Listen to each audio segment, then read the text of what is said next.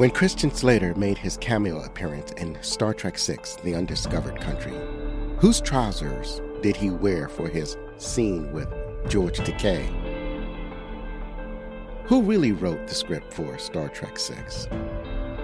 What scene did Nichelle Nichols object to in The Undiscovered Country? These and more questions will be answered on Back Look Cinema, the podcast.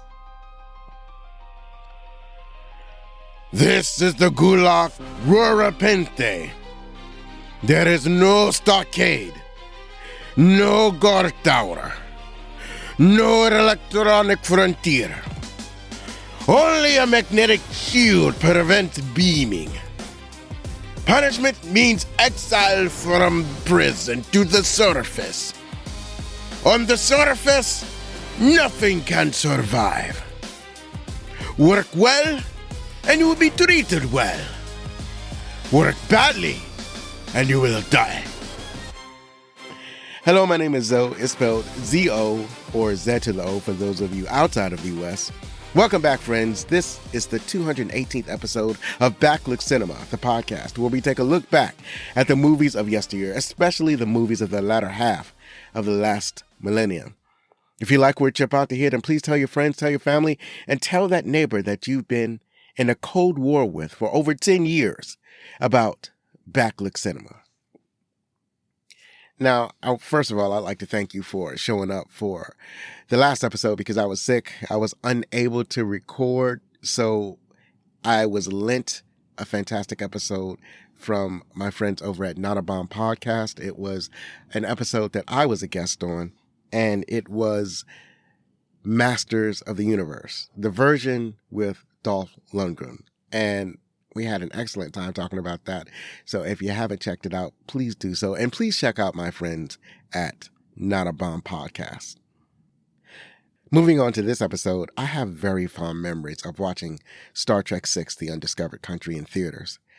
I was a couple of years out of high school and going to community college, and I was feeling like a full-on adult. I had high hopes for this movie after the disappointment of the previous Star Trek film, and it did not disappoint. So let's move on to the opening credits of Star Trek VI, The Undiscovered Country from 1991. Captain Kirk was placed on a mission to escort Gorkon, the Chancellor of the High Council of the Klingon Empire, to Earth for peace talks with the Federation of Planets. After the Klingons suffered an ecological catastrophe, James Kirk had military conflicts with the Klingons for his entire career and had little love for or trust of the Klingons. During the mission, the Klingon ship carrying the Chancellor was attacked, seemingly by the Enterprise, and the Chancellor was murdered, seemingly by two of Kirk's crew members. Captain Kirk is subsequently arrested by the Klingons, put on trial, and sentenced to a life at a Klingon prison asteroid.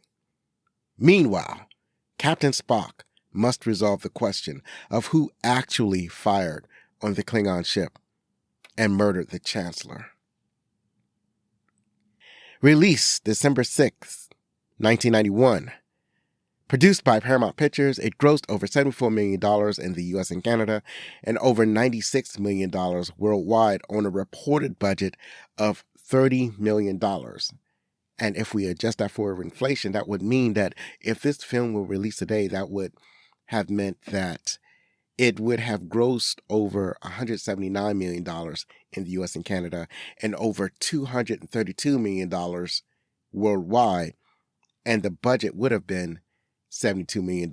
A paltry fee for such a bountiful return. And this doesn't even count all of the DVD rentals and network rentals and things of that nature. This is just the box office receipt, because this was a fantastic movie. This was the final movie of the original series era of Star Trek. And it went out with a bang. Like, you hope that when they close out a series on your favorite property, whatever that franchise might be, whether it's Lord of the Rings or the Hunger Games or whatever, Battlestar Galactica, whatever it is, you want those final episodes or that final season to be fantastic. You don't want something like the ending of the Game of Thrones. Now, I don't think it is as bad as a lot of people feel that it is, but the ending of the Game of Thrones was not as good as we all hoped for. That is certainly, I feel, an accurate statement. So with the Star Trek, with the original series basically coming to an end, this was an extraordinarily fitting end. And this was at a time when it's not like Star Trek was like in a vacuum or that there was an absence of Star Trek. There was Star Trek The Next Generation was very popular on television. And this film was also seen as bridging the gap between the original series and The Next Generation. And there were ideas of doing it in an overt way, like actually having an old Captain Kirk meeting a very young Jean-Luc Picard, which is the captain of a future Starship Enterprise. But they did it in subtle ways. So one of the ways they did it was in a plot. In the timeline of The Next Generation, the Klingons and the Federations are in a state of peace. They're almost allies, and they have allied on certain occasions. But in the original series era, they are very much adversaries. And this film shows how the Klingons turned from being an adversary to an ally. And so that's one of the ways they bridge the gap between the two eras of Star Trek. And there are also some cameo appearances that helped along with that as well. This movie starred William Bill Shatner. He played Captain James Tiberius Kirk. Leonard Nimoy played Captain Shijin Tagai Spock. I said it again. I attempted pronouncing his first name again, and I will keep on attempting it. Deforest D. Kelly played Commander Leonard Bones McCoy, medical doctor. James Doohan played Captain Montgomery Scott. Walter Koenig played Commander Pavel Chekhov. Nichelle Nichols played Commander Nyota Uhura. George Takei played Captain Haikuru Sulu.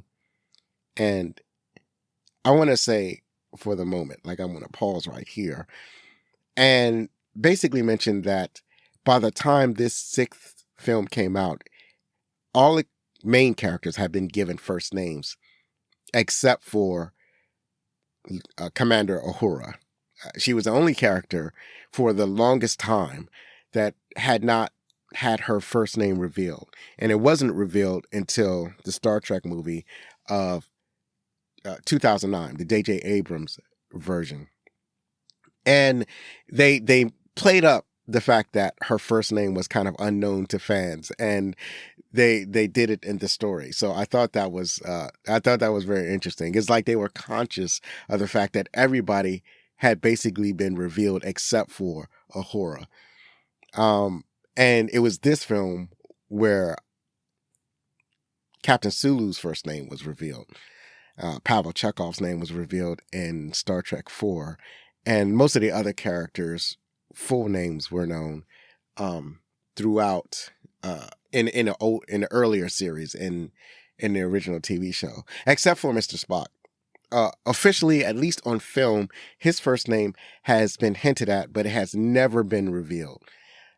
We've seen his name on promotional posters, as I have discussed in the previous episode about Star Trek.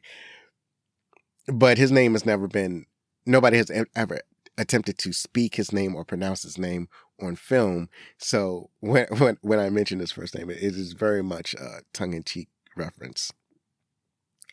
So to continue with the cast, Kim Cattrall played Lieutenant Valeris, and you might have seen her on Sex and the City, The Ghostwriter, crossroads with another Star Trek alumni, Anson Mount, and that was a Britney Spears movie. And I remember her from Big Trouble in Little China. And we talked about that in episode 35, a very early episode with D.M. Needham. She's an author, and she's also the host of the Better to Podcast with D.M. Needham. Brock Peters plays Admiral Cartwright, and you might have seen him in Soylent Green, To Kill a Mockingbird from 1962, or Ghosts of Mississippi. Christopher Plummer played General Chang, and you might have seen him in Beginners, The Insiders, or All the Money in the World. Rosanna DeSoto played Azitber, and you might have seen her in Stand and Deliver, The In-Laws, or La Bamba, and we covered that in episode 195. David Warner played Chancellor Gorkon, and this is his second appearance in a Star Trek film. His first appearance was in Star Trek V, The Final Frontier, and we talked about that in episode 217 with Christopher J. from Saturday Morning Podcast. So the last podcast that I recorded is where we talked about David Warner, and I guess he was so good they just asked for him back. It's like, come on, David, come back. You play a different character. We'll cake on some makeup on your face and forehead. It'll be awesome. You may have also seen him on Planet of the Apes, but I don't know which version of Planet of the Apes. I want to say it's the original version, but it could have been the Mark Wahlberg version. I'm not exactly sure. And then he was on Titanic, the 1997 movie. And I got some honorable mentions as far as the cast goes. So we have Kirkwood Smith, who played the Federation president, and I remember him from RoboCop. John Shook played the Klingon ambassador, and I just remember him from various projects. He has a very unique face. Michael Dorn played the Klingon defense attorney, Colonel Worf. And so Michael Dorn is a regular actor for Star Trek The Next Generation, and that's the character he was playing at the time. And he also played Mr. Worf on Star Trek Deep Space Nine. So this is what I was talking about, how it's basically a reference to Star Trek The Next Generation, where you have Michael Dorn basically playing the grandfather of the character that he plays in Star Trek The Next Generation. It's basically a wink and a nod to all the Star Trek fans who love Star Trek. It's like, yeah, we're going to reference The Next Generation. We're going to reference that TV show that you're watching right now. So it was neat seeing Michael Dorn basically reprising his character in this film. We also have Grace Lee Whitney, and she plays Commander Janice Rand. And the thing about Grace Lee Whitney, she was on the original series, and she was a yeoman in that series. She wasn't in all the episodes. You saw she was a significant character in some of the episodes. So audiences remember her, the fans remember her, and she had not had a lot of appearances in Star Trek film. Like, this is one of the characters that you would kind of expect to see in the movies, but she hadn't been seen. And from my understanding, I don't know how true this is, but from my understanding, she's had some issues in her personal life that basically kind of taken her away from acting. But then she was able to make some appearances in some of the Star Trek films. I think she was in maybe Star Trek 2 or Star Trek 4. I don't remember. But she basically had like walk-on cameos in some of those earlier films. But in this film, she actually had a speaking role. And it seemed to me that because she had a speaking role and a more significant part in Star Trek 6, that they were kind of welcoming her back into the Star Trek fold. We also have Iman, who played Martia, and Martia is a cameloid, shape-shifting alien. And what's interesting about that is that at the time, I knew Iman as a supermodel. and she was married to a rock star. But I did not realize at that time that she was also an actor, and she had acted, I mean, not regularly. She didn't act in a whole bunch of projects, but every once in a while you would catch her on an episode of a sitcom or a movie or something like that. And so seeing her in Star Trek, I was just so surprised. It's like, oh my God, it's Iman. And then finally we have Christian Slater, who played the Excelsior Night Shift Communications Officer. And this was Slater at the height of his career. And he was a huge Star Trek fan. And his mother was a casting director. She was the casting director on this movie. So Mary Jo Slater got him the cameo part. Christian Slater later framed the $750 paycheck for this role. And if you adjust that for inflation, it would be up to $1,761 in 2025. But that was one of the things that was also very neat to see. Like, because I remember, I knew that he was a big star, and I had seen him in some things, but I hadn't seen him in a whole bunch of things. Like, he really came into prominence with, what was that movie? Something Chemical Romance? No, not Chemical Romance. Revolver Romance. True Romance. That's the name of the movie. So it was True Romance that he was in, and I remember him from a couple of other things. He was in, what was it called? It was a Robin Hood movie with Kevin Costner. I then forgot what it was called already. Robin Hood, Prince of Thieves. And I think I remember him best from that movie. And he was also in Broken Arrow. This is one of my favorite movies. And every time I see him, I feel like he's always good. I always enjoy seeing Christian Slater. And we covered those movies in earlier episodes. So to see Christian Slater in this movie, it was like a bonus. It was very enjoyable. And the fact that the movie was good and it had Christian Slater and it had Iman, it was just a beautiful thing. This movie was directed by Nicholas Meyer. He also directed Star Trek II, The Wrath of Khan, because he's good at that thing. And the thing is, like, this series of movies, there's 6 movies in total. And there are 2 movies that I am not particularly fond of. And there are 2 and the rest of the movies, they go from very good to being outstanding. And the very good to outstanding movies are both directed by Nicholas Meyer and Leonard Nimoy. So, so that's how it rolls. Leonard Nimoy directed Star Trek 3 and Star Trek 4, which are, like, Star Trek 3 was just good, but wasn't great, where Star Trek 4 was great. And Star Trek 2 was like the best movie. And then there's this movie, which is arguably the second best movie. So between those 2 directors, Star Trek was a great franchise. The ones that I don't enjoy as much are Star Trek 1 and Star Trek 5. Other movies directed by Nicholas Meyer are Time After Time, Volunteers, The Deceivers, and Company Business. I've not heard of any of these other movies. This movie was written by Gene Roddenberry, Leonard Nimoy, Lawrence Connor, and Mark Rosenthal. What I've noted is that Gene Roddenberry isn't normally given writing credits for the Star Trek movies, but he's given credit for this movie because it was after this movie premiered is when he had passed away.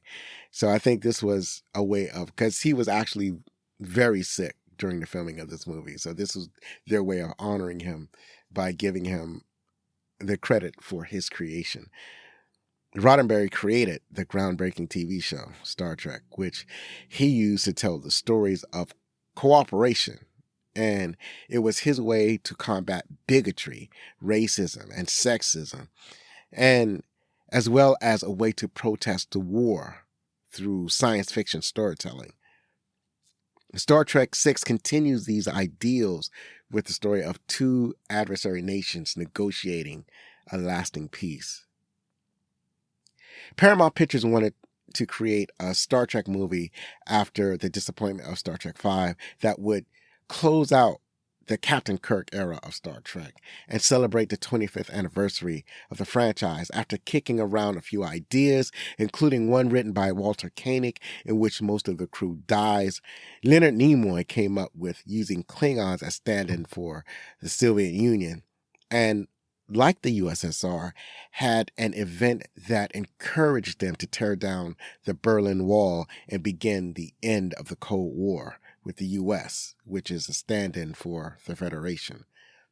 Nicholas Meyer suggested that the Klingons could have their own version of the Chernobyl disaster, a big explosion in space that would necessitate the Klingons changing their hostile posture.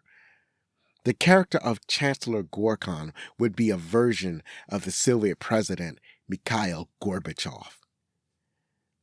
Connor and Rosenthal were hired to write the script, but produced unsatisfactory results and were unlikely to finish their script by the deadline and were fired. Nimoy, also producer of the film, chose Myers to write the script because of how quickly Myers was able to turn in the script for Star Trek II, The Wrath of Khan. But Connor Rosenthal received story credit through arbitration with the Writers Guild. So that's how that works out sometimes. So even though we see Lawrence Connor and Mark Rosenthal in the credits, in the opening credits, much of their work was not actually used. The composer of the film is Cliff Eidelman, and this is not a name I'm familiar with. You would expect somebody like James Horner or John Williams or somebody like that. But I had not come across this name before. So some of the movies that he's composed music for he's just not that into you. One True Thing, Sisterhood of the Traveling Pants. I'm beginning to see a pattern here. Big Miracle, Open Window, the Lizzie McGuire movie, and American Rhapsody. So these look like indie films or rom-coms, or basically like feminine empowerment type movies. These are movies that I'm not normally attracted to. Like, I'll watch an indie movie if it's like an indie sci-fi movie or an indie mystery movie, but I'm not going to watch the Lizzie McGuire movie or Sisterhood of the Traveling Pants. I would have to be dragged into that movie on some kind of a date. But I was fortunate that the person that I was sharing my life with was not interested in any of those movies either. So that's why I'm not familiar with him. So this is an inspired choice to choose this composer who composes movies who composes music for movies like these to compose music for what is basically a drama. And I absolutely love the music that he came up for this movie because it feels like a Russian submarine thriller. I don't know what a Russian submarine thriller sounds like. I don't think I've ever heard one. I think my closest comparison could be The Hunt for the Red October, which kind of, I guess that's my baseline for what a Russian submarine thriller soundtrack would sound like. I'm not exactly sure, but it sounds so bold. You can feel the mystery in the music. You can feel the tension in the music, and it's just incredible. It's a perfect compliment for this film. So bravo to Cliff Eidelman. I don't know why he was chosen, but he was an inspired choice. So I want to move over to some announcements. These are mostly some messages that were left that I was unable to read because of, again, the sickness. I want to read a few of these messages that were left from previous episodes. So we have one from @MarkCrespo-M2C, and he wrote several messages from several episodes. So one of these messages is from Project Hail Mary. That was bonus episode number 34. And he wrote, Ryan Gosling is incredible in the sci-fi flick. Awesome episode. Heart emoji, heart emoji. So yes, I agree wholeheartedly. Ryan Gosling absolutely carried that film. On They Will Kill Us review, bonus episode 35, he wrote, best horror movie I ever watched. Awesome review. Heart emoji, heart emoji. And I will say this.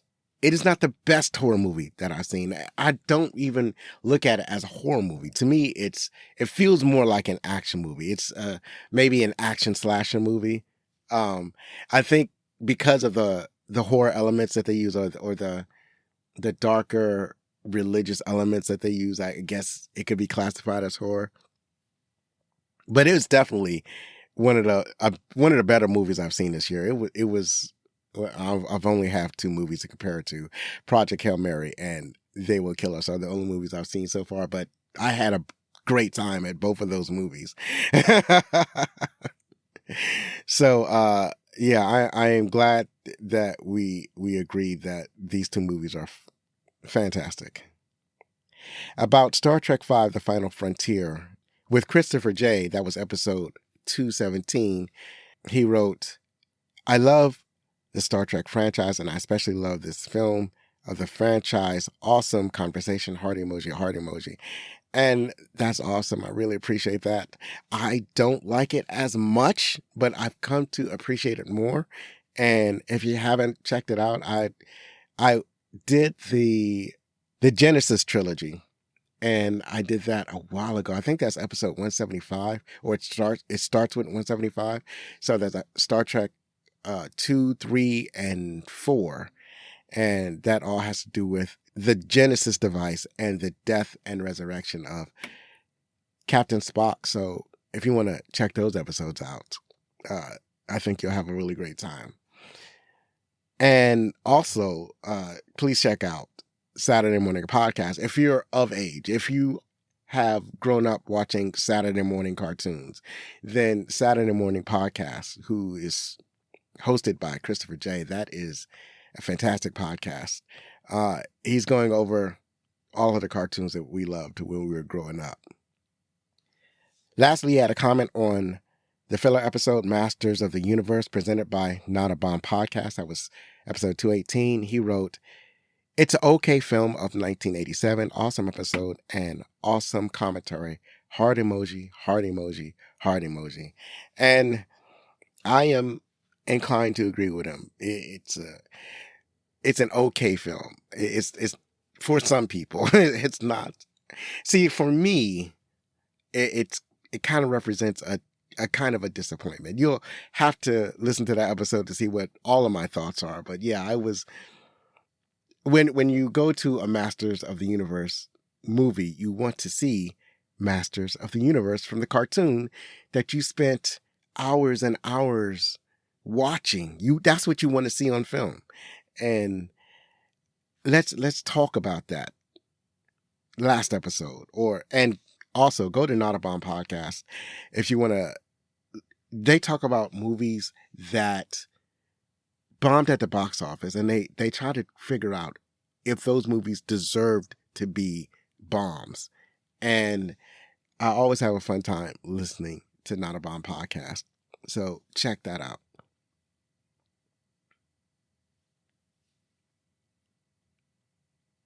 We also have a commentary from @GeorgeHenry1258.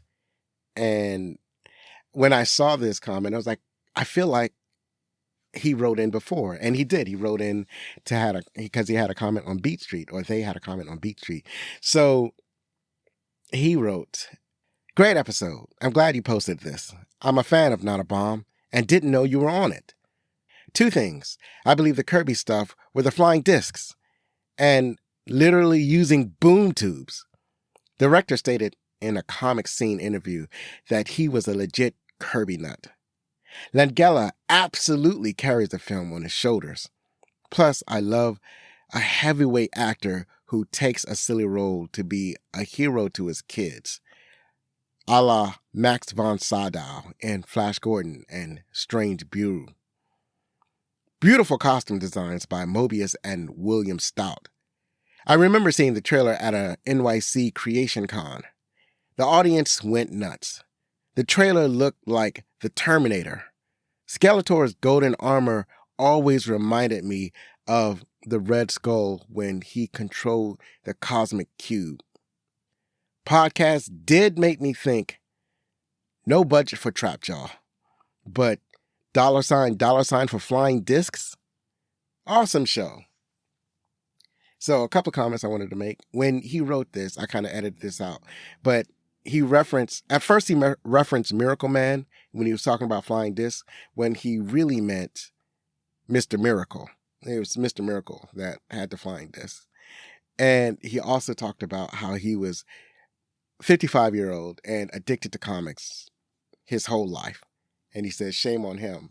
And he put a smiley face, laughing emoji, but not shame on you at George Henry 1258. I am also 54 or 55 or somewhere up in there. I don't keep track of my age, but I am in that age bracket. And I am also someone who loves comics in his old age. And with the great thing, coincidentally, I had recently reactivated my Marvel Universe subscription.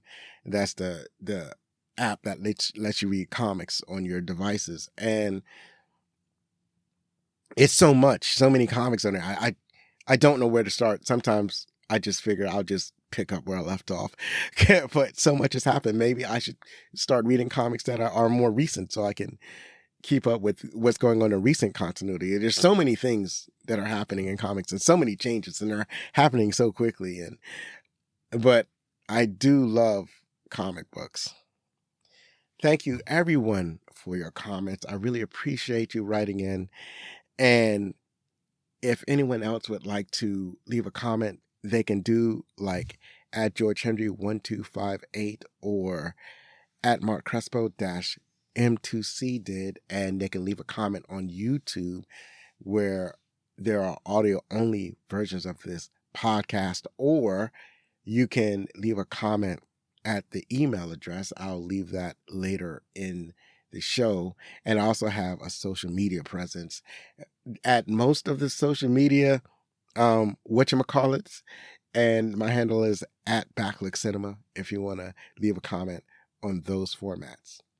So that's it for the opening credits. And now we're going to go to our favorite parts.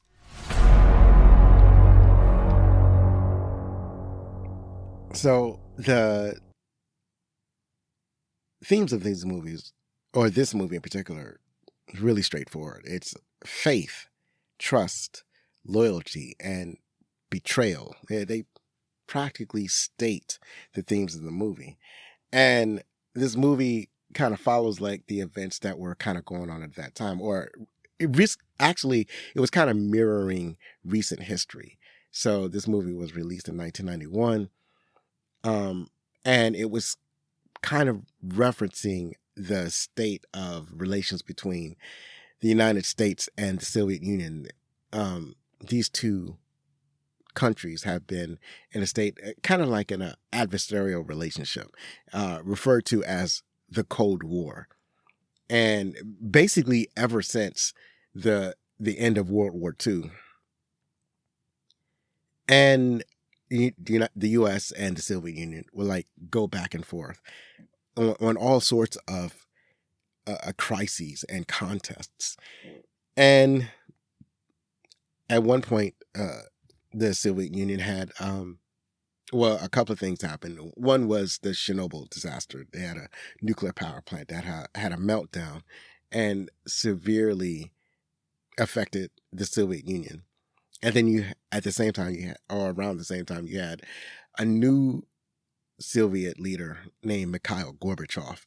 And through diplomacy with the U.S., Mikhail Gorbachev basically dismantled the Soviet Union, and it transitioned to becoming Russia, with many of the countries that used to be part of the Soviet Union basically breaking away from the Soviet Union and becoming independent once again.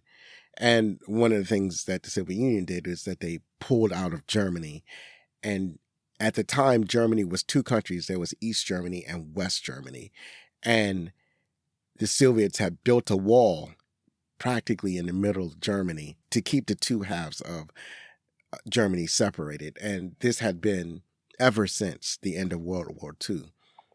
So Russia pulled out of Germany. They tore down the Berlin Wall, and Germany was a whole country once again. So that's what this movie is referencing. As I stated earlier, the Klingon Empire is as a stand-in for the Soviet Union.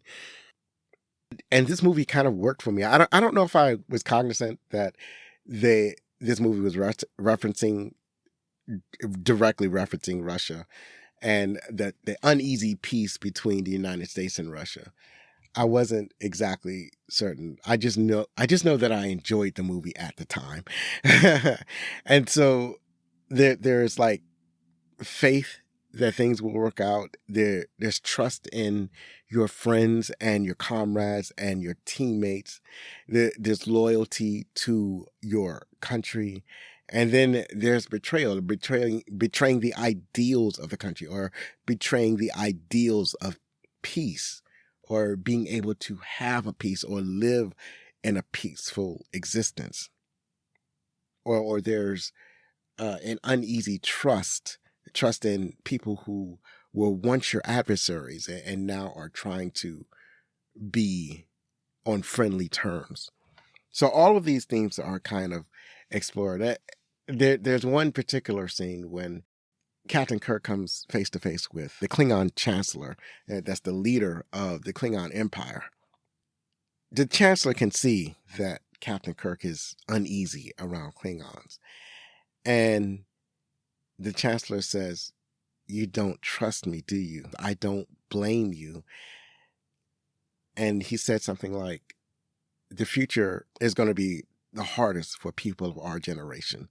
Like, if there's going to be a peaceful future, we're going to have the people who, that the two of us used to fighting all the time, we're going to have the hardest time living in that future." So he understands what Kirk is feeling. He's probably feeling a little of it himself, but he feels that this is how his country can survive. So developing that trust between two adversaries, that's one of the most difficult things that they have to overcome. And that was one of the major themes of this movie. One of the things that I loved about this movie is that this movie starts off with a bang.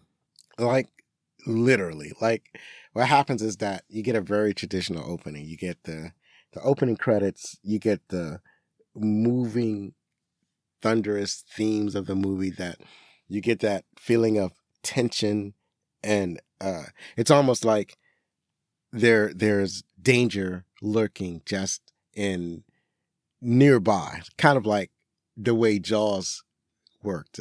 In the Jaws theme, the shark had his own theme, and that theme was often a stand-in to let the audience know that there was danger lurking by. So that's kind of the same feeling you get when you listen to the theme of this movie. And you get all that. There's also a sense of adventure in this composition.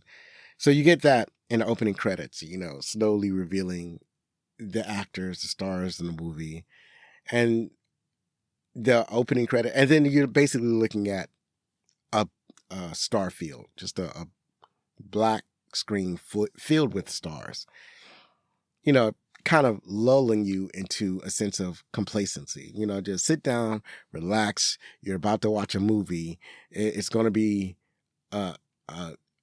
we hope you have a great time. I think it's almost like that's what you're kind of going through when you see the opening credits.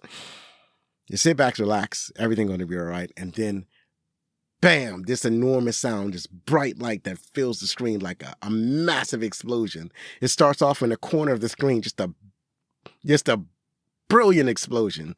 And then as the light fades, you could see it shrinking to a single point And then from that point, a shockwave emanates and comes toward the screen.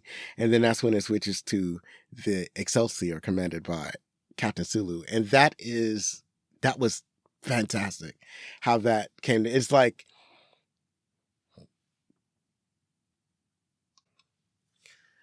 you're lulled into a sense of complacency. You're lulled into a sense of complacency, and then you're suddenly shocked into paying attention because there's a movie happening and you need to check out what's going on up here on this screen right here, because we started this movie. We're literally getting things off with a bang. So I really like that. And then seeing Captain Sulu on the bridge, he's on the Excelsior. I was like, oh, will things progress? It gives you a sense. Seeing a former crew member of the Enterprise on captaining his own ship, it gives us a sense of people progressing, things progressing in the universe that you're familiar with, that things aren't stagnant and people aren't just stuck where they are, stuck in their ways. Things are moving. And then that whole first scene of the shockwave coming towards, hitting the Excelsior, dealing with the shock of this massive energy wave, and then them discovering that it was the moon Praxis in a Klingon, at the Klingon homeworld, their moon exploding, and them having to deal with it and contact Starfleet and all of these things. This was actually fantastic. I loved it, and it was a fantastic scene. It was one of the better openings of the Star Trek franchise or a Star Trek movie. So I really enjoyed that. Also, I'll talk more about this, but that explosion effect that they use, that particular visual effect changed sci-fi, at least for a little while. It was very inspirational. It's like we've seen exploding planets or exploding asteroids before, and they were great. It's like, I guess nobody had truly tried to reimagine what something would look like. So the visual effects in this case was done by ILM, by Scott Farrar, and that was just an amazing reimagining of what a massive explosion in space would look like. And it actually had literal shockwaves throughout the industry where you started to see that effects in other films. And I'll talk about more of that in the trivia. But it was very impactful. The other thing I like about this is that the acting in this film was above par. So you have the next scene that you see is like a meeting at Starfleet headquarters, and a gathering of the classic Enterprise crew except for Sulu, who's already out in space, and Spock, who is not there at the meeting yet. And they're all wondering why they're there. It's a top secret meeting. It's in what we would call a skiff. And so in this room, it's funny, right? Because now we all know, at least those of us in America who's paying entirely too much attention to politics, have an understanding of what a skiff is. And it's like the problem with what's going on in the world today is that these are not things that I wanted to know. It's like there are things about the government that are being forced upon me because of what feels like, to me in my case, like a chaotic government.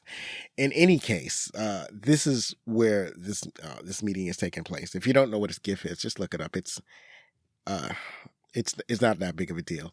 In any case, they're having this meeting. There's a top secret meeting. They're talking about how there was an explosion in space. Praxis is the Klingon moon. It was their main energy production site, and because of bad safety regulations, it blew up, and now it threatened the planet Kronos, which is the Klingon homeworld, and they're actually devising a plan where they could evacuate the homeworld. The Klingons are reaching out for help because of because this is an ecological disaster that they're not going to be able to come back from. And they didn't posture their empire to deal with an ecological disaster. They don't have the money or the equipment to combat what is basically an event that would make their homeworld uninhabitable. So they're reaching out to the Federation for help. They want to sue for peace. They want to dismantle the star bases along the neutral zone, and they want to basically abolish the neutral zone and maybe even, I guess, stand down Starfleet. That was the part that didn't make any sense. So Starfleet is the main military arm of the Federation. And the reason it doesn't make sense is because the Klingons aren't the only adversaries out there. There are other species that are adversarial to the Federation. So why would you stand down your only military arm? That doesn't make any sense. But that's what they're talking about in this meeting, potentially shutting down the military version of Starfleet and just have Starfleet as like a space exploration, purely a space exploration concern. In any case, the acting done in this is fantastic. It's particularly scenes between Kirk and Spock that are very well done. William Shatner he's really on his game, and in this in a lot of these scenes. So it's here that where it's established that Captain Kirk had been chosen to escort the Klingon Chancellor from the neutral zone to Earth for peace talks, to kind of establish basically a brand new relationship between the Federation and the Klingons. Kirk doesn't want to do this. As far as he's concerned, they could die. He says, when Spock is talking to him and he says, Jim, they're dying. And Kirk says, let them die.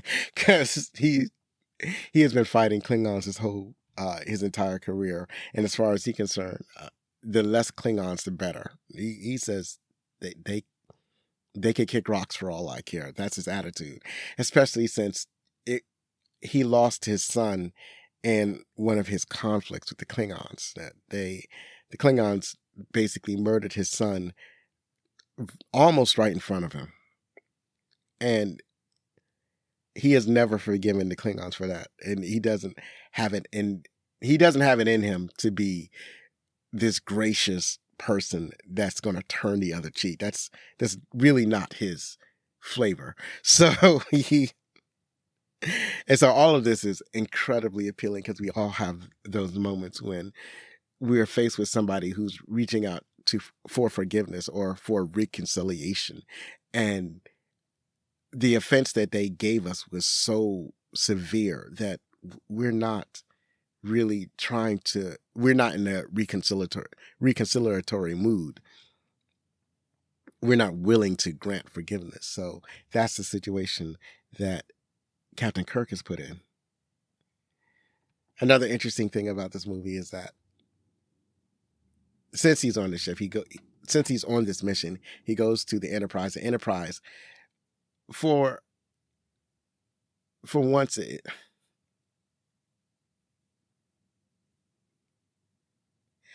the Enterprise for once is fully functional and fully crewed. Like in previous films, it seemed like the Enterprise had been handicapped. It's like either it's not fully crewed or it's crewed by like cadets instead of seasoned staff, or it's not fully capable, or it's been jury-rigged to run on an automated system because it was stolen or something like that. In many other films before this one, it seems like the Enterprise was handicapped in some way. So this is one of the few films where the Enterprise goes out and it is fully functional and fully capable. Like it's fully staffed by like the best the best service members in Starfleet, and all of his systems are working perfectly because the Enterprise is a character in these shows and movies. So the Enterprise being in tip-top shape, it gives you a different feeling. So that was one of the interesting things about this movie, is that we're getting a fully functional Enterprise. I also love the outstanding costume designs. What's interesting is that Captain Spock goes through a number of costume changes. And so we see, a lot of times we see him in his personal attire, his Vulcan robes. I think one of them was like a ceremonial robe. So we see that. And that's something that we don't normally see in Spock. I think we do get a lot of it in Star Trek 4 or Star Trek 3 or something like that.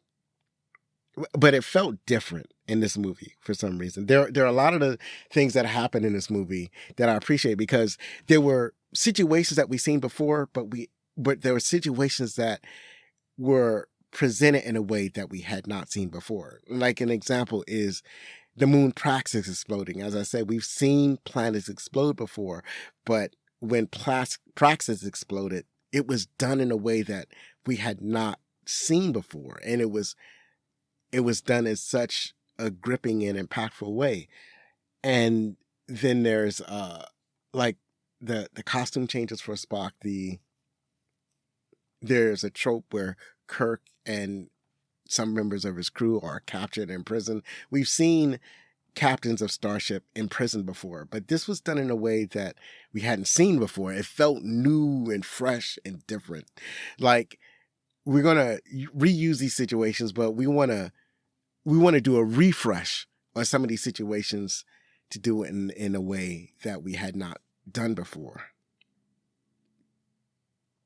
Also, this movie is a mystery, which is, I don't know if I could say that there were a lot of, well, I think, here it is. Here's why I like this, is that the reason why I fell in love with the original series was because I enjoyed the mystery of it. Like, the original series usually opened up with a cold open. They would set up something that happened with one of the characters, and then they realized that it was an unusual event occurred. And then they would play that unusual event music. And then immediately you realize that it was a problem that needed to be solved. And then once they recognized the problem, they would play off into commercial, and then they would come back and play the opening credits or something like that. So it felt like this movie was hearkening back to that element of mystery that the original series had. So, except in this case, it kind of developed more slowly than it would normally do on a TV show, because you have the time to develop it slowly. But when the mystery comes, it's so intriguing and so effective. So that's one of the things that I really loved about this movie.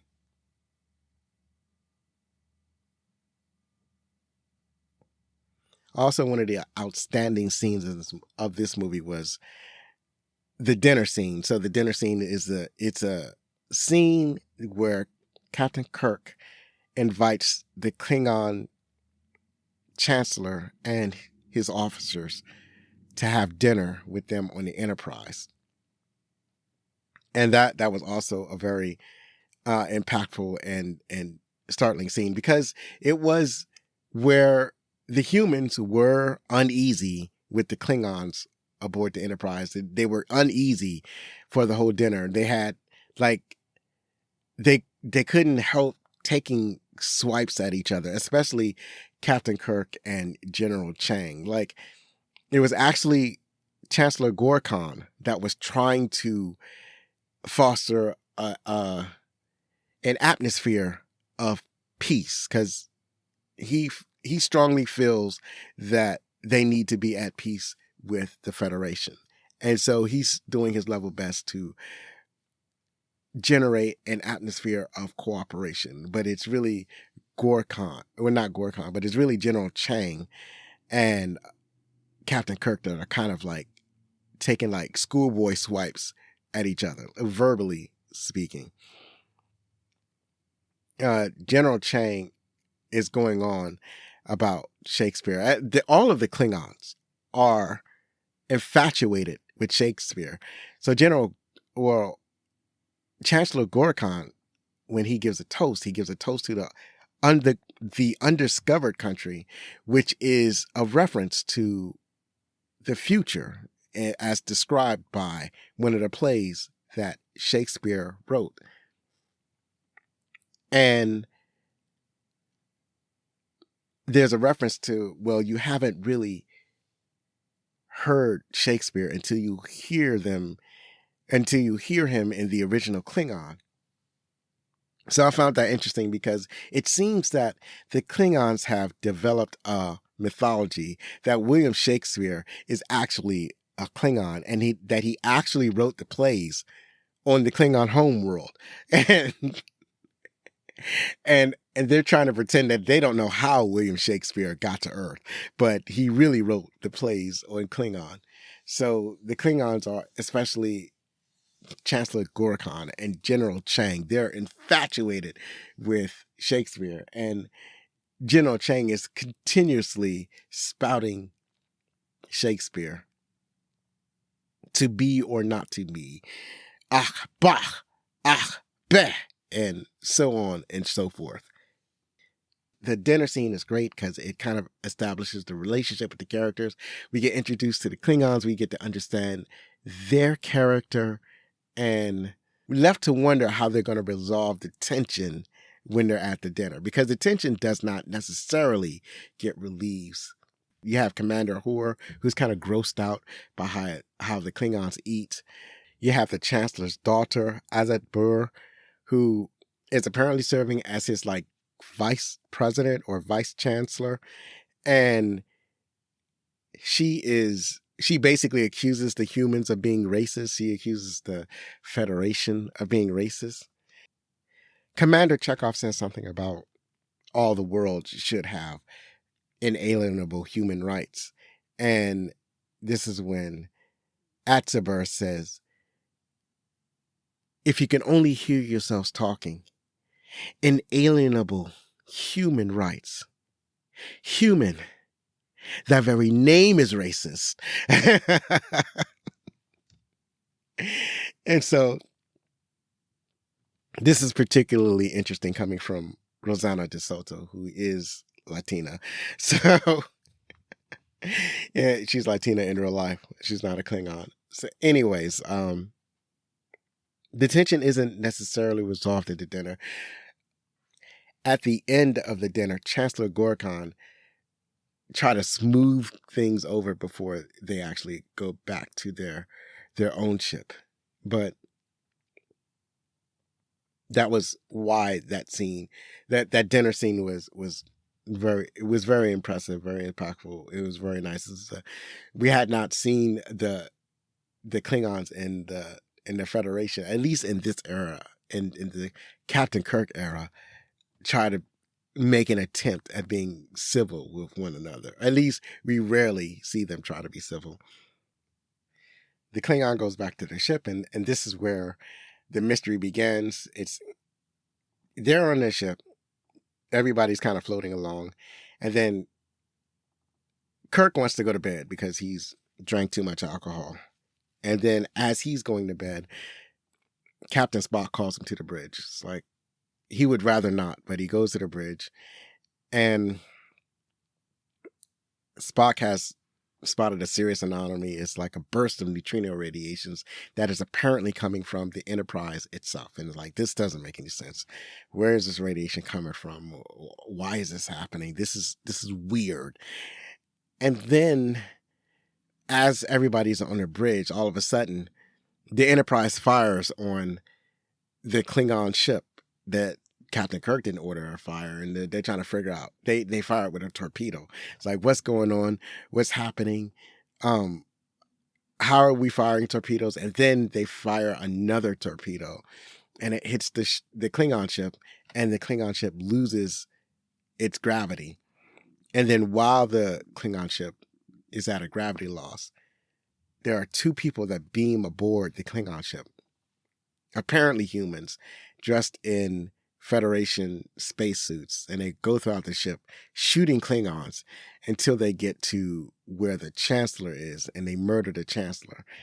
Now, because they're able to kind of do this rather effectively, because they have a spacesuits on with gravity boots or magnetic boots, so they're able to walk on the magnetic interior of the Klingon ship while the Klingons are floating around, and they are off balance. They are discombobulated. So if they're so surprised that the Klingons are always armed, but the two mysterious spacesuits, they're able to capture the Klingon surprise, and they're murdering the Klingon along the way. So the Klingons don't really get a chance to fire back. They find the Chancellor, and they murder the Chancellor, and then they beam away, and so they're not captured.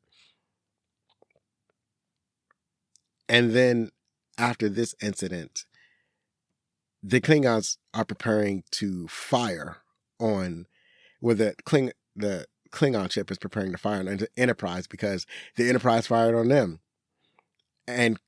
But the crew is telling Captain Kirk that they did not fire on the Klingon ship. They call town to Montgomery spot what's going on, and at first databanks say that they did not. They have the entire inventory of torpedoes, that they never fired the torpedoes. But somehow torpedoes got fired.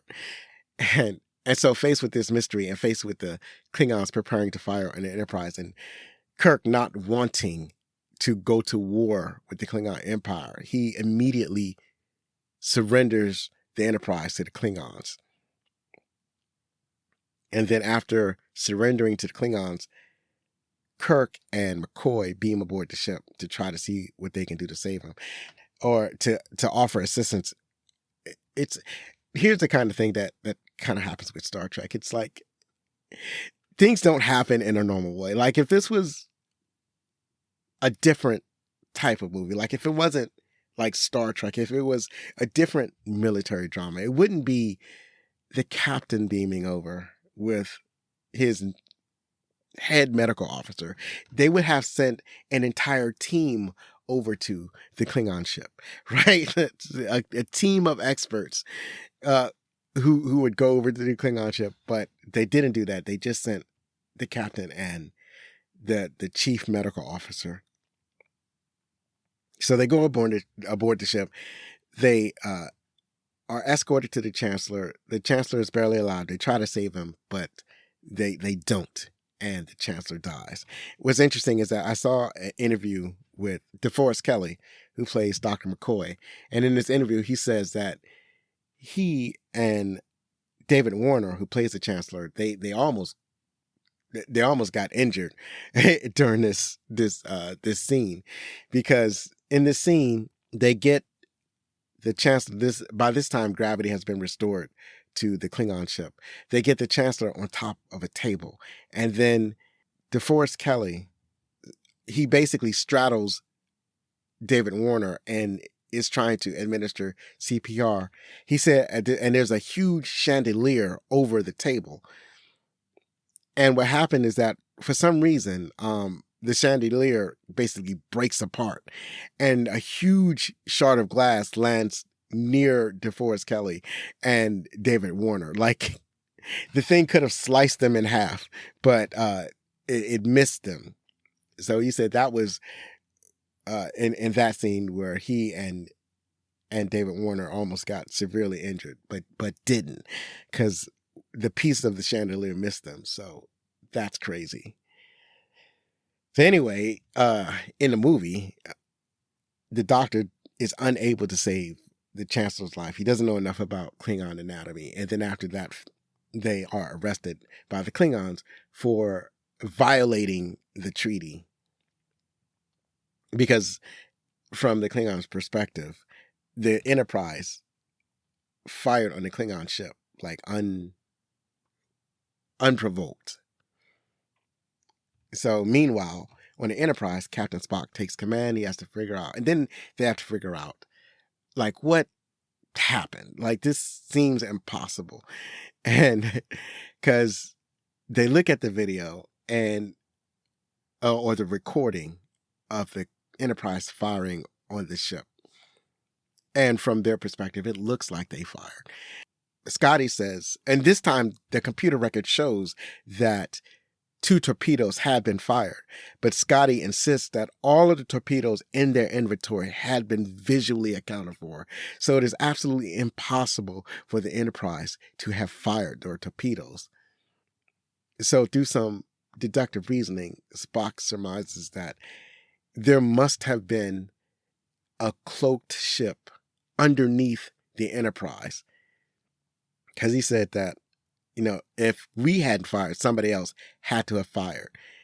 And the crew says, well, if there was a ship underneath us, the Klingon ships would have saw them. Spock says that, would they have? And they realize it's probably a bird of prey. A bird of prey is like one of the main Klingon battleships. The bird of prey is a smaller ship, but it is one of their favorite tools. But the thing about the Klingon bird of prey, that even though all Klingon ships can cloak, this particular Klingon vessel can fire their weapons while they're cloaked. This is previously impossible. That was one of the trade-offs with having cloaking technology. It's one of the reasons why the Federation never developed cloaking technology. Well, one was because of some weird treaty that they had with the Romulans. But the other reason is because when a ship is cloaked, it can't simultaneously fire its weapons or have its shields up. Like, you can have your shields up and you can fire weapons, but you can't cloak your ship and raise your shields. You can't cloak your ship and fire weapons. Apparently the energy costs were phenomenal. So that was the trade-off that you had if you could turn your ship completely invisible. So the crew is like, that's impossible. You can't have a ship that can fire while it's invisible. But Spock says, this seems to be the only explanation, because if we didn't fire, somebody else did, and we can't see the ship, it must be an invisible ship that did it. So now they have to look for evidence of this invisible ship. And they also have to look for evidence of who murdered the Chancellor, because Spock determines that whoever murdered the Chancellor or whoever was involved in that conspiracy had to be on the Enterprise. They couldn't have beamed from even if they beamed from the Klingon ship, whoever altered the computer logs to show that the torpedoes were fired had to be on the Enterprise. So that's their part of the mystery. So Spock has to first figure out who are the conspirators that killed the Chancellor, and he has to figure out how to rescue Captain Kirk from the Klingons. I also want to mention one of my favorite things about this movie is how well the cast is utilized. Even with additional cast members, the main cast it felt more like an ensemble cast than any other previous Star Trek film or TV show, to be honest. Because in the previous films, it was basically Shatner, Nimoy, and Kelly. So they were the 3 main characters. The series focused on them and their relationship. And everybody else, while they played important roles, they were essentially background characters that supported the 3 main characters. Now, by the time of The Next Generation, they had kind of changed that dynamic in the writing where it felt more like an ensemble cast. So you had more stories about characters other than the ship's captain or the ship's second officer or something like that. You had more involvement from the other members of the crew. So I feel like that they kind of took that aesthetic and they applied them to this movie. Even though I said that like Star Trek V, it felt like they utilized the cast more, but I think they did a much better job in Star Trek VI.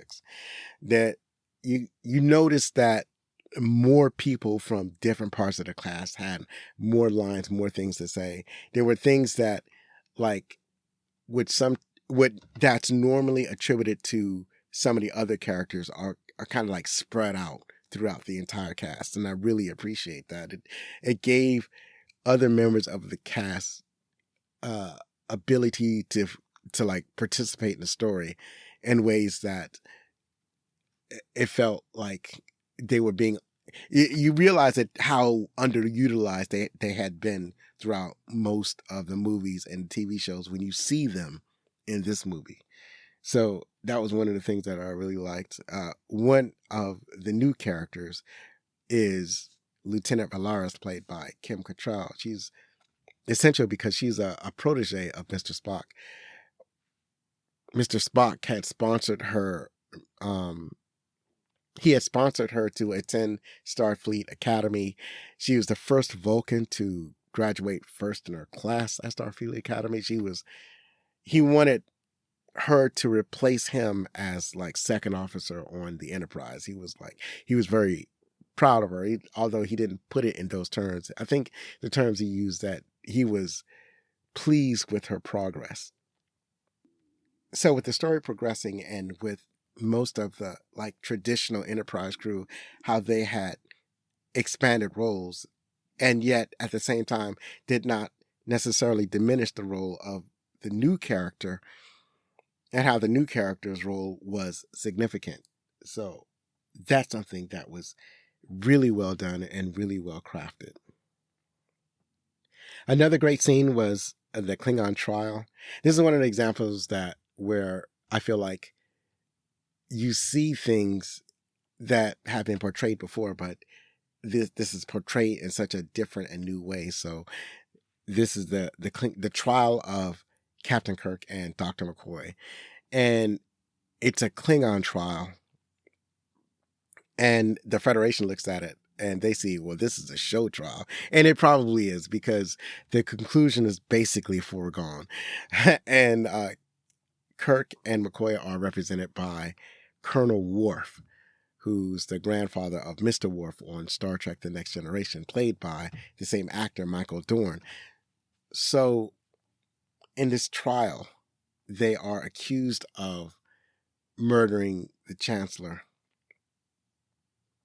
And while all of the evidence is basically circumstantial, they're nonetheless found guilty. And the thing about this trial, it's basically kind of like in an arena, and the Klingons are shouting and they're rowdy. The audience is shouting and rowdy, and there's a trio of judges that pass judgment, and it's really an effective visual. It's showing what a court looks like in a completely different culture, and it's something that you appreciate. It's striking. It's impactful. I'm probably going to be saying that word a lot. It's mesmerizing. That's probably not the right word, but I'm running out of adjectives. So in any case, it was striking in how it played out. And somehow General Chang is also the prosecutor. Apparently he has multiple roles, and he's prosecuting Captain Kirk and Dr. McCoy. And basically he gets Captain Kirk to admit that he is responsible for the actions of his crew as captain of a starship. So because two of his crew members, or apparent crew members, came aboard and murdered the Chancellor, Captain Kirk had to be responsible for their actions, and thus he had to be sentenced. The only thing that kind of saved Captain Kirk, that's brought up by Kirk's attorney, is that anybody could have been in those spacesuits. Like, because the Klingons just saw men in spacesuits, but there's no real evidence that they were actually Federation officers, or there was no evidence that they were members of Captain Kirk's crew. So the evidence is circumstantial. But nevertheless, Kirk and McCoy are found guilty, but instead of the immediate sentence of death, that's a Klingon thing. It's like you do something, you have to die.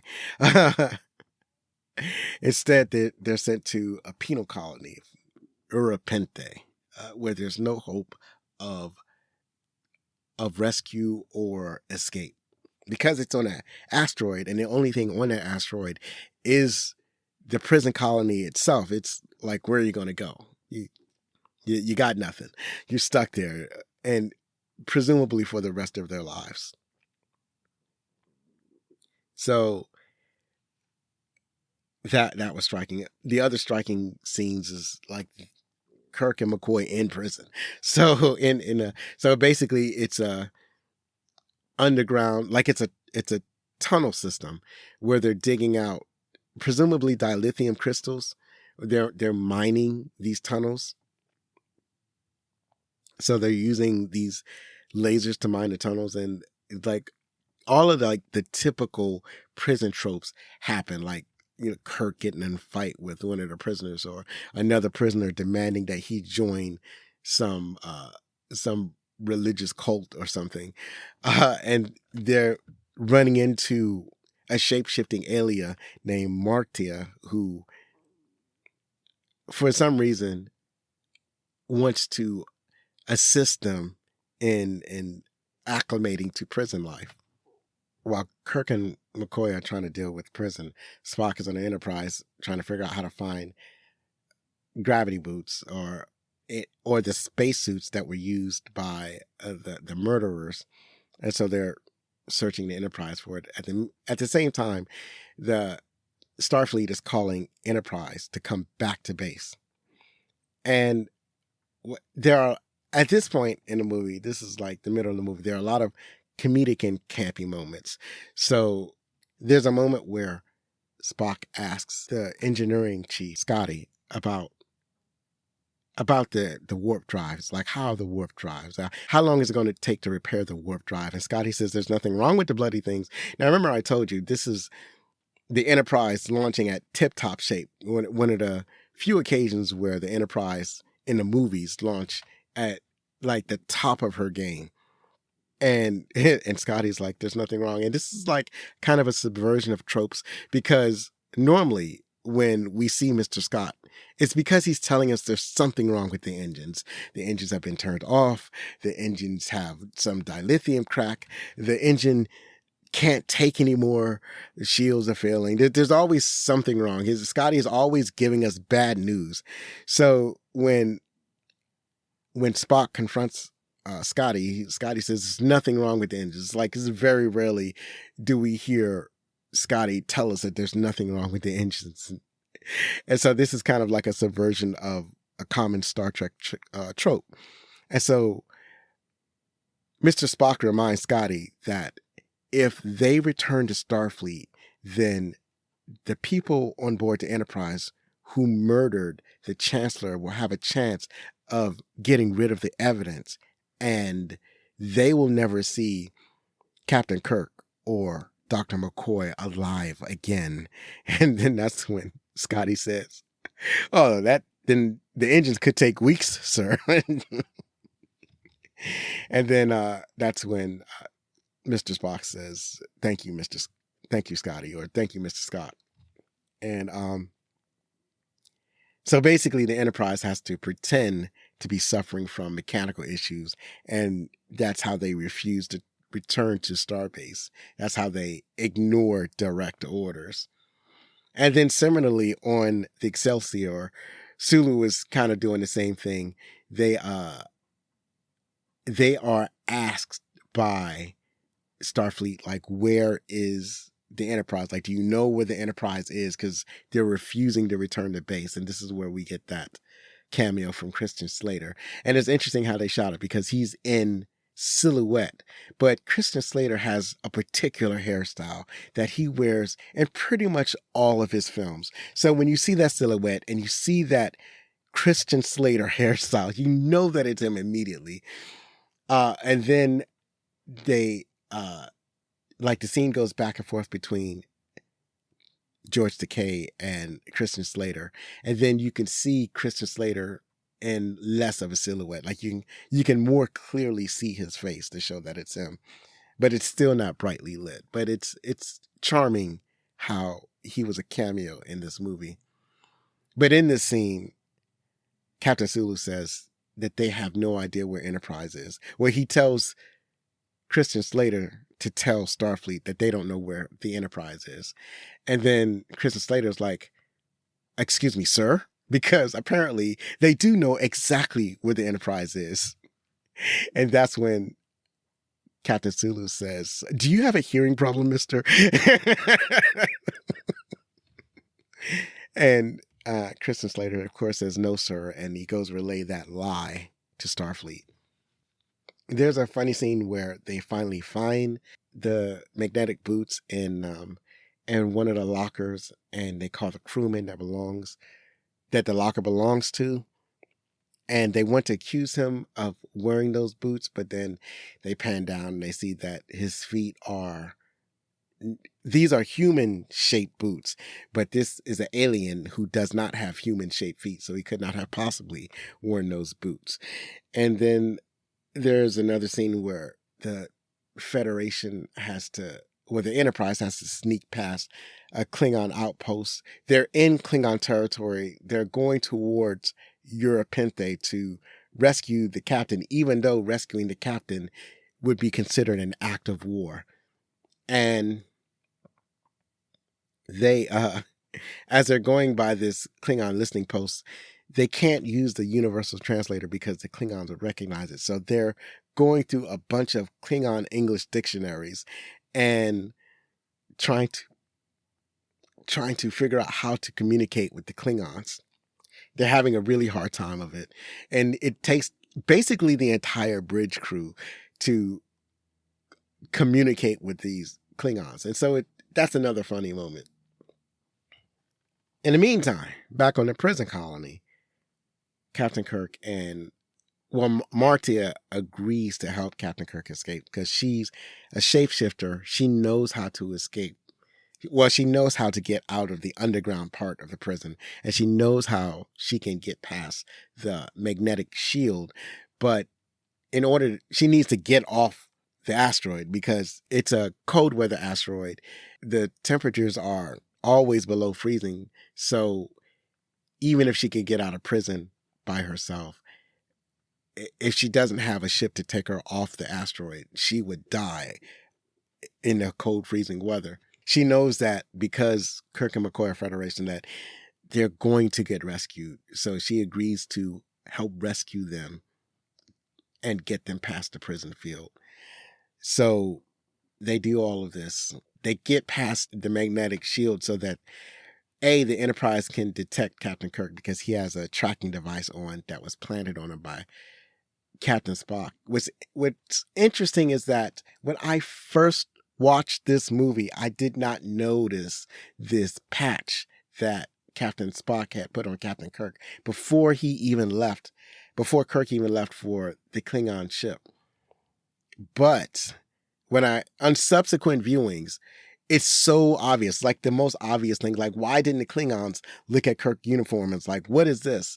And then take off the patch. Like it's the thing that's like kind of unusual is that like usually when you go to prison, they make you take off the clothes that you came to prison with and put on prison clothes. But they never did that I guess they just don't do that for Europenthe.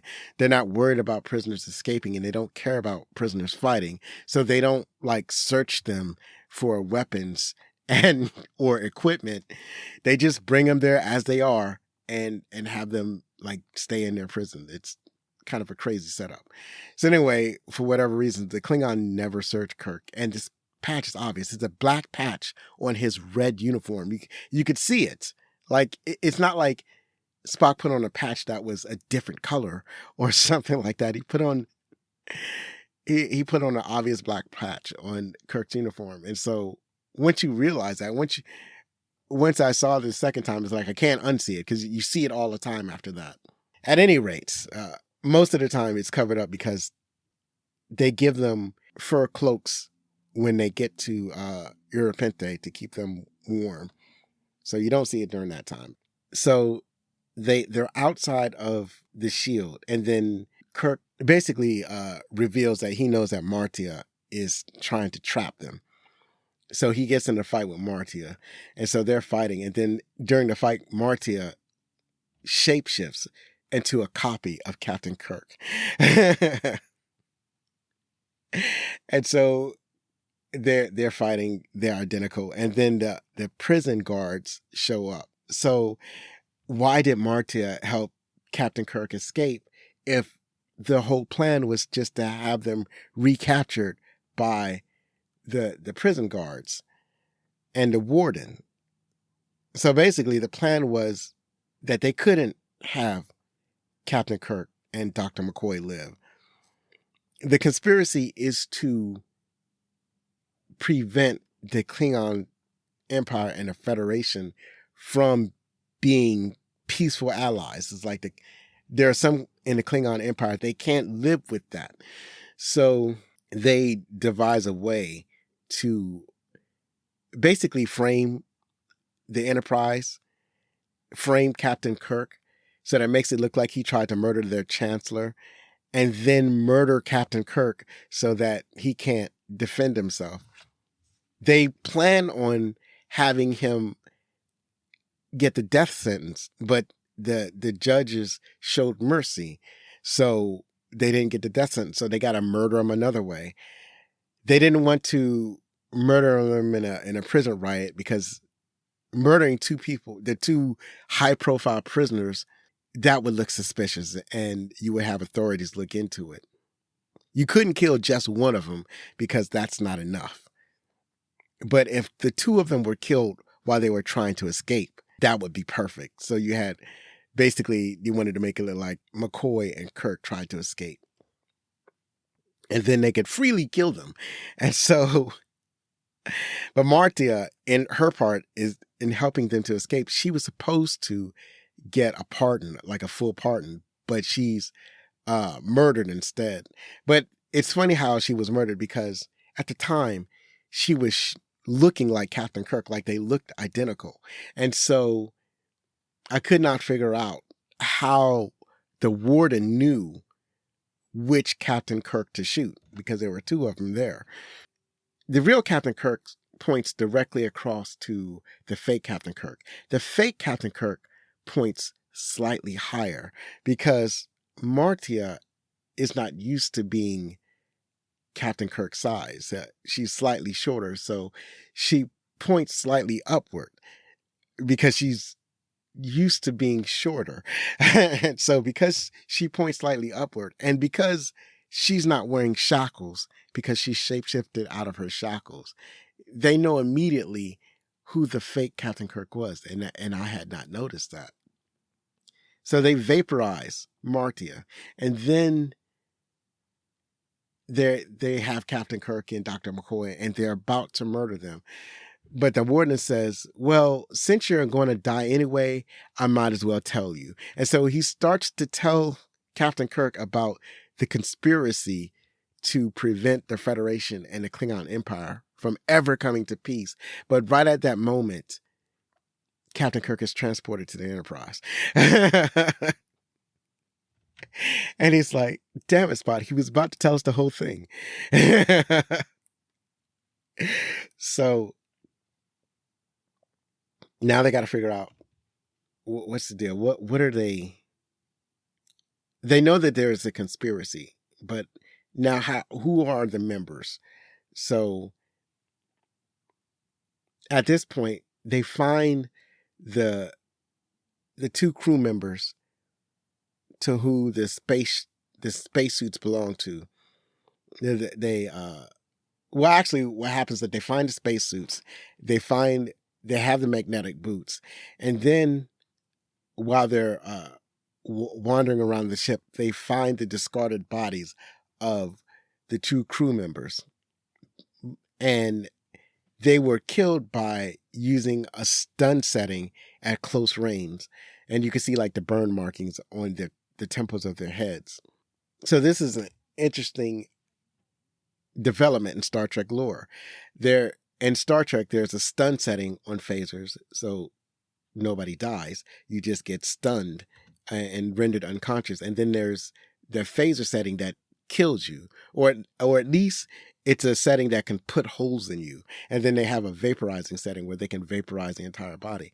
So because they have bodies, they wonder why the bodies weren't vaporized. But in this era of Star Trek, firing a phaser while inside this, like while on board, like firing phasers on board the ship automatically triggers an alarm. And so the killer could not vaporize the co-conspirators, because that would set off the alarm and the conspirator would be found out. So instead, the conspirator put the phasers on stun, which does not trigger the alarm. But the issue is that when you use a phaser and you don't kill the bodies are lying around, and the bodies are found. So now they got to figure out how they're going to find the killer of these bodies. So they set off a fake announcement, and this fake announcement is that they need the court lawyer to take statements of the victims. They're pretending that the victims are still alive, and that the court lawyer has to go to the, whatever you call it, the sick bay, to take their statements. And so the killer shows up at the sick bay, and she intends to kill the people that apparently she failed to kill before. But when she gets to sick bay, she's surprised it's not the victims it's not her co-conspirators as she suspected. It was Captain Spock and Captain Kirk and Dr. McCoy. They are there. And so when she sees Captain Spock, it's another wonderful scene where Captain Spock says, "You have to shoot." And she says, it turns out the conspirator is Lieutenant Valares. This is Spock's protege. And he's understandably upset. He's so upset that his Vulcan discipline does not prevent him from displaying his anger. And so he says to her, "You have to shoot. Logic dictates that you have to shoot." And she says, "I do not want to." And he slaps the gun out of her hand. He says, "No one cares about what you want," or something to that effect. And so they have the co-conspirator. And then they're trying to interrogate her to find out who are the other conspirators, who's trying to prevent the peace. And they're on a bridge and they're asking her questions, but she reveals that there are certain people that don't want peace between the Federation and the Klingons. And she even appeals to Captain Kirk. She references when Captain Kirk said that we can't trust him, that we should let them die. And she asks, "Did I misinterpret your words?" And this is true. Kirk did say, "Don't trust them. They let them die." Kirk recognizes that she is trying to weaponize his animosity towards Klingons. So in order to get the information that they need, he appeals to Captain Spock, and Spock goes over, and because she won't answer any more questions, he engages in a mind meld. And this is another thing that's different. Like, we've seen mind melds before, but this is different than most mind melds we've ever seen. I don't know if at least in the original series, I don't think we've ever seen a Vulcan mind meld with another Vulcan before. There's usually you see a Vulcan mind meld with a human or maybe a rock or something like that. But this is one of the few examples of honest to goodness Vulcan on Vulcan mind melding. And the way it's portrayed is different, because in this version you hear a heartbeat, and it's almost like the two people have their heartbeats in sync. and he reaches into her mind, and then they both repeat the information that Mr. Spock is looking for. So Admiral Cartwright, General Chang, the Romulan ambassador, these are the main leaders of the conspiracy. And Kirk asks where the new peace talks are taking place, because the Chancellor's daughter, Azitber, has been made the new Chancellor of the Klingon Empire, and she is going to continue her father's work. She is going to continue with the peace conference.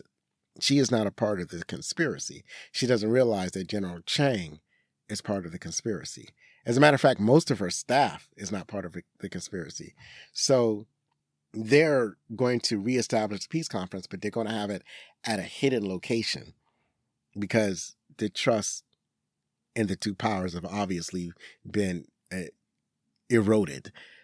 So Spock is reaching into her mind, trying to find the location of the peace conference, but she doesn't know. But reaching into her mind forcefully in this way, it's traumatic for her. It's like the whole interrogation where he's doing this violent mind meld is like uncomfortable for her, and in such a way that it's actually uncomfortable for the rest of the crew to watch her being interrogated in this way. He's reaching into her mind. He determines that she doesn't know, but it leaves her shaken because, she's trying to protect herself from being invaded by Spock, but Spock is relentless. So there's nothing that she could tell him. And this also tells you why Vulcans don't have a culture of lying. Like, Vulcans will always tell you that they don't lie.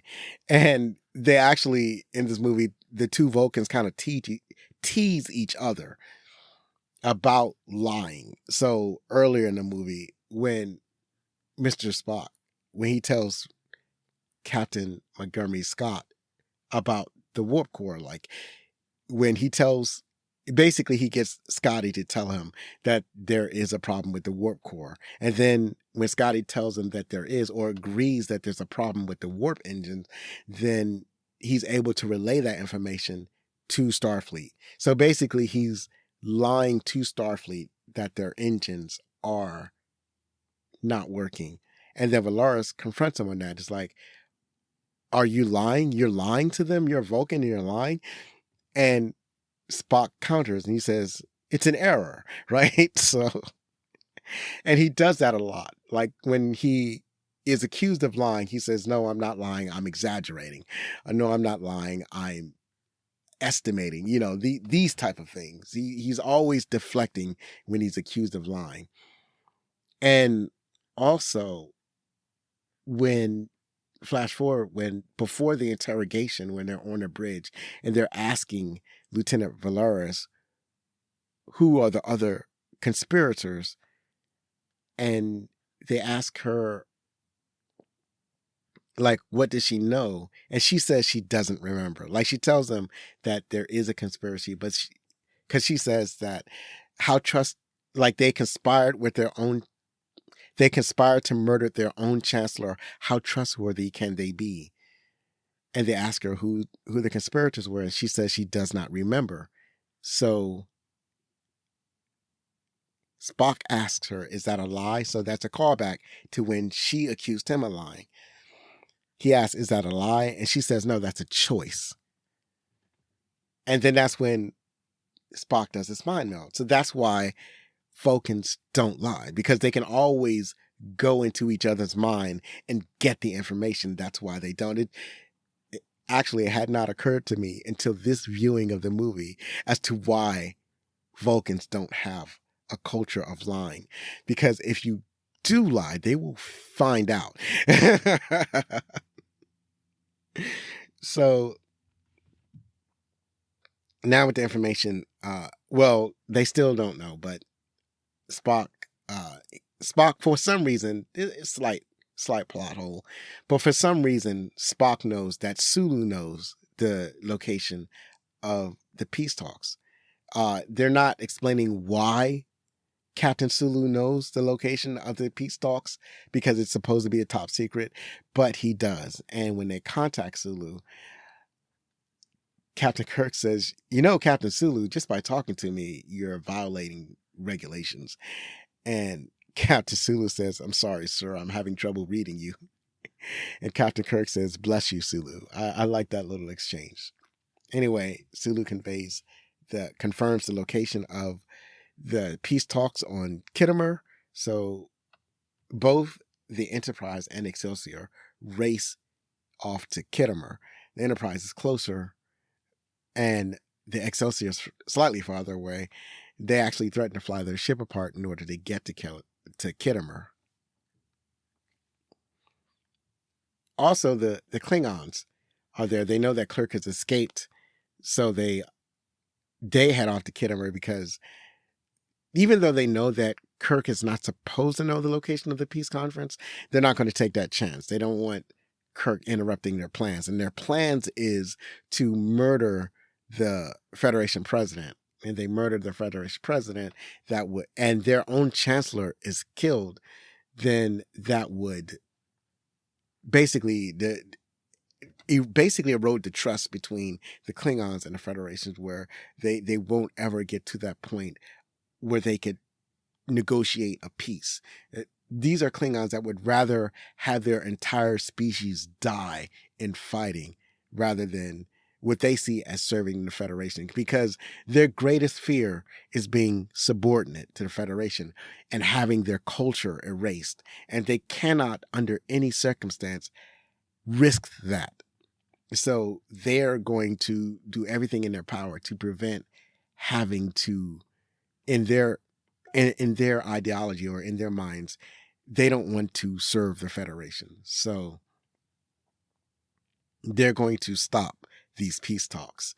And to stop that, they're going to stop Captain Kirk. So they take their new fancy prototype bird of prey that can fire while it's cloaked, and they go to Kittimer. And so by the time the Enterprise gets there, they're being taunted by General Chang. And he says, I see you, Captain Kirk. Can you see me? And obviously, Captain Kirk, he doesn't see him. Nobody can detect him. There's nothing on the ship that's capable of detecting a bird of prey while it's cloaked. And then the bird of prey starts to fire torpedoes at the Enterprise. And not to destroy it, but just to tease it, like flying around the Enterprise, just teasing it, hitting it with torpedoes. The Enterprise shields are up, but they're not going to last long under that barrage. So now the Enterprise are trying to figure out how they could combat this, because this is in a normal combat scenario, the Klingons would be cloaked and they might fly around the ship, and then they'll decloak so they can fire, and that would give a Federation vessel an opportunity to fire back. But now they don't have that. Now that it's like the Klingons are over advantage. Now they could fire while they're cloaked and never need to be discovered. So now the Enterprise has desperately trying to figure out how to defeat the cloaking device. So it was Spock to surmise that because they're at sublight speeds, they're using impulse power. He surmises that they could find a way to detect the bird of prey by finding its plasma trail. Uhura suggests that, well, they're carrying equipment that's designed to detect and examine gaseous anomalies. And that gives Spock the idea of modifying one of their torpedoes. So he gets Dr. McCoy's help. They go to get one of the torpedoes. They modify it to basically make it something like a heat-seeking torpedo, but it's not seeking heat. It's seeking plasma. A plasma-seeking torpedo. They make the modifications. They load the torpedo. And at this time, the Enterprise shields are so weak that the bird of prey is able to initiate hull damage. So now they're blowing holes through the Enterprise. the Excelsior finally shows up. And so the bird of prey is attacking both the Excelsior and the Enterprise. Both ships do not have the capability of detecting this invisible bird of prey. But at least it takes pressure off of the Enterprise. And Kang, as I said, he's not trying to destroy the Enterprise outright. He wants to do it slowly. He's enjoying himself. He's laughing. He's quoting Shakespeare. He says, cry havoc and let's lift the dogs of war. He's like rotating in his captain's chair. He's having the time of his life, basically torturing the crew of the Enterprise, slowly taking them apart. And he knows that he can't be detected, so he's not engaging in some of the usual tactics. He's a little bit careless, a little bit reckless, and having a ball. And he's quoting Shakespeare so much, and he's basically transmitting these quotes to the speakers that while Captain Kirk and Dr. McCoy are working on the torpedoes, Dr. McCoy quips, "I'd give real money if he'd shut up." And so finally, they modify the torpedo. They lock and load. Kirk fires this lone torpedo, and then General Chang immediately realizes what's going on because he sees it fired from the Enterprise, and then he sees it banks and it turns and it swirls. It's like, oh no, this is not a regular torpedo that goes in a straight line. This torpedo is looking for me. And he doesn't try to evade the torpedo because why would you try to evade it? It's going to turn when you turn. It's going to bank when you bank. So he says his final words, to be or not to be, just as the torpedo slams into the bird of prey, causing a massive explosion. And when there's an explosion in space, they couldn't see the bird of prey, but they could see the explosion. So Sulu immediately picks up on this and on his own ship, and he tells his gunner to target the explosion and fire. There's something going on over there. Shoot it. And the Enterprise and Excelsior continues to hit the bird of prey with torpedoes until it is destroyed. And then the Enterprise crew and the Excelsior crew, they beam down to prevent the assassination of the Federation president. They succeed. They capture the co-conspirators. Kirk gives a rousing speech about change. The audience claps at the prevention of the assassination, which seems kind of weird. Or I guess they're clapping at the speech that Kirk made.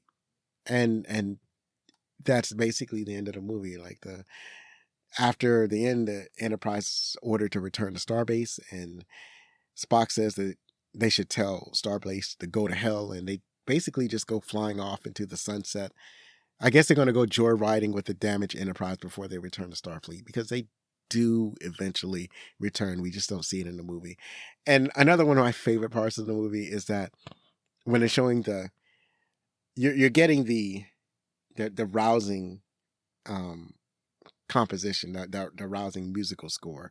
And so during this musical score, they, instead of like showing the actual credits, they start showing like the signatures of the main cast in ascending order. So they show Walter Koenig's signature, and then they show Nichelle Nichols' signature, and then George Takei's signature, and they continue with the signatures until they get up to William Shatner's signature. It's like is a callback to the conventions they go through. So when they go through all of these Star Trek conventions, one of the things that they're always asked to do is for signatures. You know, they are signing for their fans.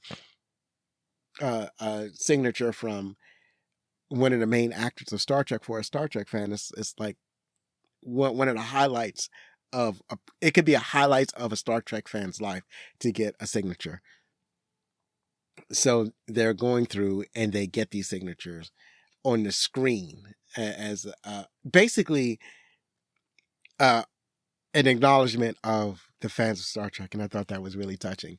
And then they showed the regular credits, so that was an incredibly creative way to close out the original series of Star Trek. And as I said, I really enjoyed this movie. It was outstanding, in my opinion. It was a great way to close out Star Trek. So that's it for our favorite parts. And let's go on to the trivia. So this is trivia, top 10 trivia given to us by IMDb. When Captain Kirk fights Martia in her Kirk form, this was easy for the Klingons to know which Kirk to shoot because Martia had no leg irons, which you can see just before the two Kirks roll over Dr. McCoy. Additionally, when Martia, as Kirk, says, shoot him, she points to the real Kirk and points way too high, indicating that she's not used to being this height. The real Kirk points back at the correct height. Yeah, they kill Martia immediately. Christian Slater wore the trousers made for William Shatner in Star Trek II, The Wrath of Khan from 1982. It was an honor to get into Shatner's pants, he quipped during a BBC interview. Nicholas Meyer met with Gene Roddenberry following a rough-cut screening to fulfill Roddenberry's role as creative consultant. Roddenberry, who was in failing health at the time, was bound to a wheelchair and had to be hooked up to an oxygen tank. Despite his frailty, Roddenberry demanded certain cuts to the film and, according to Meyer, engaged him in a heated argument. Roddenberry died several days after the meeting, and Myers has expressed deep regret over his behavior in the meeting, not realizing just how sick Roddenberry really was at the time. And part of the argument was that Roddenberry felt that there was not enough character development of the Klingons. He wanted to show more of the Klingon culture and the Klingon way of life. And that was not something that was really displayed in the film. You see some of it, but you don't see a lot of it. And that was something that Leonard Nimoy also agreed with. The Enterprise bridge set was designed so Uhura and Spock wouldn't be forced to face the wall in their normal working positions. Desk extensions were added to make this easier to film them and to allow their characters to see the main view screen while working, which is interesting because this was like an acknowledgement that they wanted to get the more of the crew involved in the scenery and in the story. So a lot of times you see them, they're kind of like sitting sideways instead of sitting with their back fully to like the audience. So that was really nice. Nichelle Nichols objected to the scene in which the crew desperately searches through old printed Klingon translation dictionaries in order to speak the language without the standard universal translator being used. It seemed more logical to her that Uhura, being the ship's chief communications officer, would know the language of the Federation's main enemy, or at least have the appropriate information in the computer. However, Nicholas Meyer bluntly overruled her. Probably in response to this discrepancy, Uhura specializes in xenolinguistics in Star Trek from 2009, and when she intercepts and translates a Klingon communication and speaks fluent Klingon in Star Trek Into Darkness. And also in Strange New Worlds, Uhura is introduced as a character that can speak like 8 languages or 9 languages, and one of them includes Klingon. So they really wanted to correct the mistakes as they see it made in this movie. And the other thing is that obviously Nicholas Meyer wanted to have this funny moment. He wanted to have this funny scene. So the only way the scene could work was if they had these old books around and they're desperately trying to make the translation. But I think Nichelle Nichols is right. I think that they could have had this same scene, but at least had it so that Uhura was more knowledgeable of the language than what they were showing. Nicholas Meyer was worried that William Shatner would be upset at some of the lines written for the scene where Martia, disguised as Kirk, fights him. This is a reference to when Martia kissed Kirk when they were still in prison. So she suggested that he's like a candidate for sexual pleasure. And so she kisses him and moves off to her room in order to work out their escape plans. And Dr. McCoy looks at Captain Kirk and was like, "What is it with you?" Because Captain Kirk has his reputation of kissing all the women in the original series. So this is kind of like a callback to the reputation that Captain Kirk has. And then later in the scene, this is after they escaped and this is outside of prison. This is when the real Captain Kirk says, I can't believe I kissed you. And the fake Captain Kirk says, "Must have been your lifelong ambition." And this was a funny moment for all of us. And as we discussed in a previous episode, apparently William Shatner loves puns. So yeah, he would have loved that line. The name Gorkon is a blending of the last names of Mikhail Gorbachev and Abraham Lincoln, two of Nicholas Meyer's models for the character of the Klingon Chancellor. I can kind of see that. I kind of see it. I never would have known. The Klingon translating Chang's words into English is Claw, played by Todd Byron, the renegade captain from the previous film Star Trek V, The Final Frontier. Though this isn't said in the film, several sources state that the character was demoted to translator duty as punishment for his unsanctioned attack on Captain Kirk. So that's a nice little detail that they put there. So this is like the second actor that they used from Star Trek V and brought him over to Star Trek VI, except this actor is playing the same character, unlike the actor that played Chancellor Gorkon.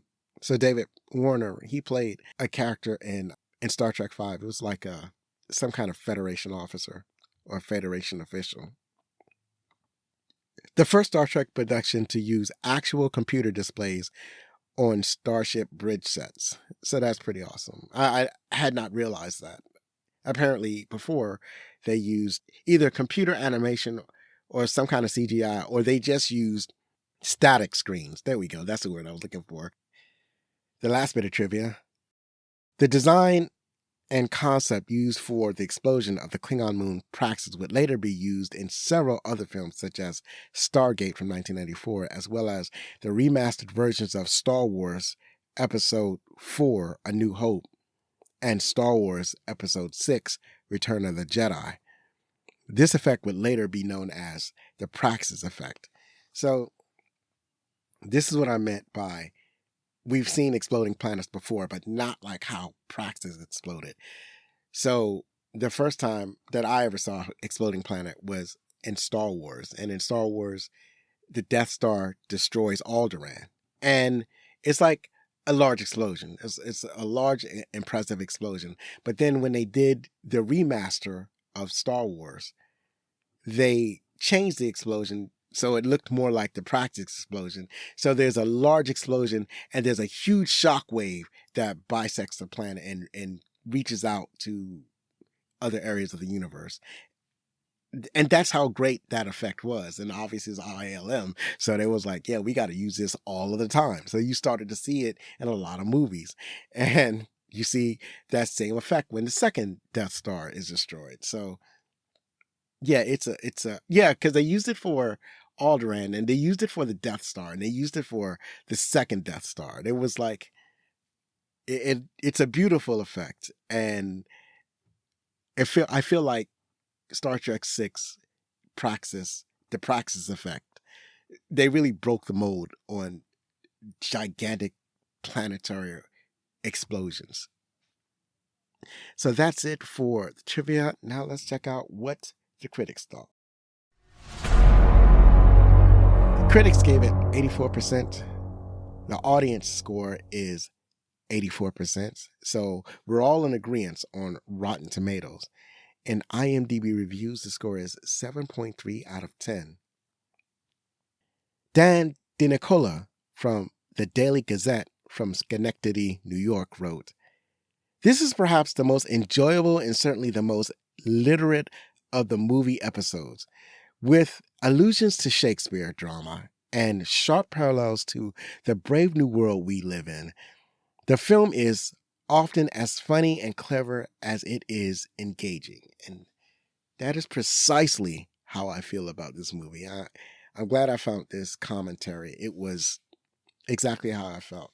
I felt all of that when I watched the movie. I felt all of that on this rewatch or all the subsequent rewatches of this movie. I always enjoy this movie when I watch it. Malcolm Johnson from the Hartford Courant wrote, "Star Trek VI goes nowhere. Through all its Confucian sayings, its United States - Soviet Union metaphor, and its Shakespeare samplings, it tries to be sophisticated and witty, but only achieves talkiness." And this is the exact opposite of how I feel. I think that Malcolm Johnson is a dullard, doesn't understand a good movie when it is set before him. Brian Egert from Deep Focus Review wrote that the film is among the best acted and directed of all Star Trek films and remains fully entertaining throughout. Its reflection on the past, its present-day exploration, and its consideration of the future confirms its triumph. And absolutely, I absolutely agree with this review. And then we have Josh Larson from Larson on Films, who wrote, in part, "Mostly combines the interminable interstellar politics of the later Star Wars films with the slowest game of Clue you've ever enjoyed." Now, this is kind of ridiculous because I've never played Clue, but why would you compare this story to Clue? It's clearly alluding to Sherlock Holmes. In fact, in the movie, Spock claims to be a descendant of Sir Arthur Conan Doyle. He's not claiming to be a descendant of Sherlock Holmes because everybody knows that's a fictional character. He could not have been. So he had to have been saying that he was the descendant of Sir Arthur Conan Doyle because he's only half human. At any rate, no, it doesn't feel like it doesn't feel like a slow game of clues. And it's not interminable politics. It's politics of that current era. And it's politics that we could understand. It's like, if you know what's going on between the United States and the Soviet Union back then, or what's currently happening with the United States and China, or even more close to the vest, what's happening right now between the United States and Russia, or the United States and Iran, or in recent history, the United States and Iraq, it's familiar. You know these things. It's not something so subtle as what they did in Star Wars, where they're talking about their blocking trade routes, even though that's kind of what's happening right now in what's happening with Iran. But what I really mean is that when we saw Star Wars episodes 1, 2, and 3, the politics that were used did not feel something that most people could grasp. And so it felt like it was, at least for me, I feel like I couldn't really grasp the plot in the same way that I could grasp the plot of the original Star Trek movies, which were also very political dramas. So it's kind of weird that he would say that Josh Larson would put that forward. I absolutely disagree. Finally, Star Trek VI, The Undiscovered Country, is, as of this recording, available on Paramount Plus. With the 6th movie in the franchise, this chapter of Star Trek closed with an excellent final film. I was a bit taken back with the spirit of adventure with this movie, and some of the other recent movies that I saw, like Project Hail Mary and They Will Kill You. You can see my bonus episodes for my spoiler-free reviews if you hadn't already.